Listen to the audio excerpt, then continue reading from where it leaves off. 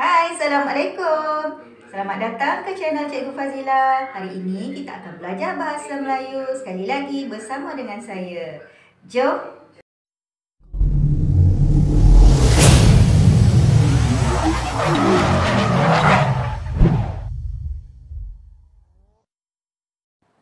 Baiklah murid-murid, hari ini kita akan belajar 2.2.3 iaitu membaca dan memahami ayat yang mengandungi perkataan berimbuhan dalam bahan bacaan prosa dan puisi dengan sebutan yang betul.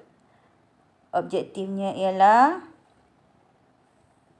murid boleh membaca dan memahami cerita serta memberikan maksud perkataan berimbuhan dengan betul.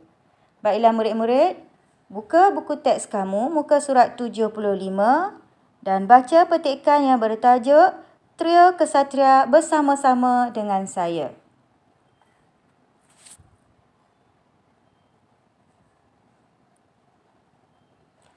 Perlumbaan formula perpaduan telah menarik minat Amar dan rakan-rakannya. Dia, Jega dan Wei Chuan bersepakat untuk menyertai perlumbaan tersebut. Mereka telah mendaftarkan diri sebagai peserta dan membentuk kumpulan yang diberi nama Trio Kesatria. Mereka berharap agar penyertaan mereka dalam perlumbaan tersebut tidak sia-sia. Sebelum perlumbaan bermula, taklimat tentang tata cara pertandingan diberikan. Dalam pertandingan tersebut, setiap kumpulan dikehendaki menuju ke 3 stesen. Di setiap stesen ada aktiviti mencabar yang perlu dilaksanakan. Kumpulan yang berjaya melaksanakan ketiga-tiga cabaran dalam masa yang paling pantas akan diisytiharkan sebagai juara. Saat yang ditunggu-tunggu pun tiba. Gong dipalu sebagai tanda acara bermula dengan rasminya. Semangat kumpulan Trio Kesatria begitu membara. Dari satu stesen ke satu stesen, cabaran dihadapi bersama-sama.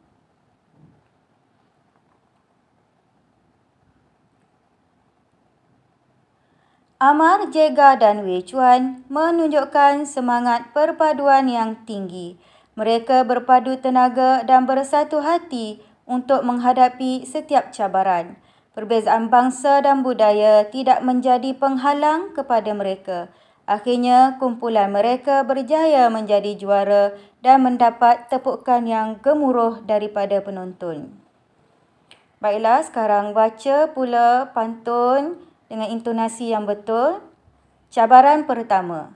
Ulam pegaga di dalam raga, dibawa orang ke Kuala Sedili. Bola raga ditimbang bertiga, jangan kurang 20 kali. Cabaran kedua. Bunga anggrek, bunga berseri, bunga kertas, pilihan dara. Upih ditarik sambil berlari, siapa pantas dialah juara. Cabaran ketiga.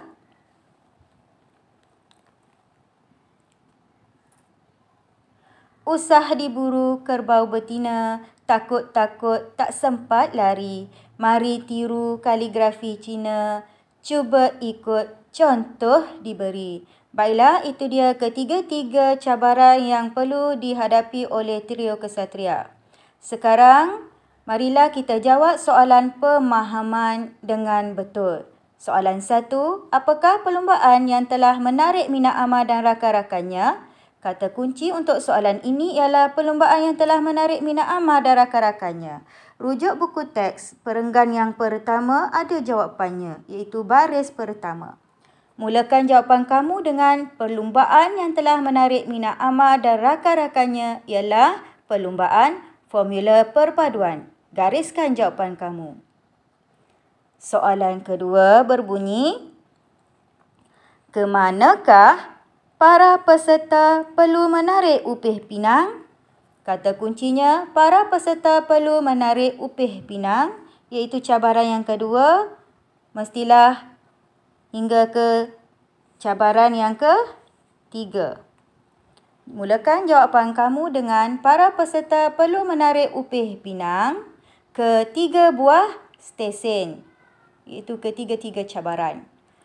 Baiklah, soalan ketiga, nyatakan cabaran yang perlu disempurnakan oleh trio kesatria.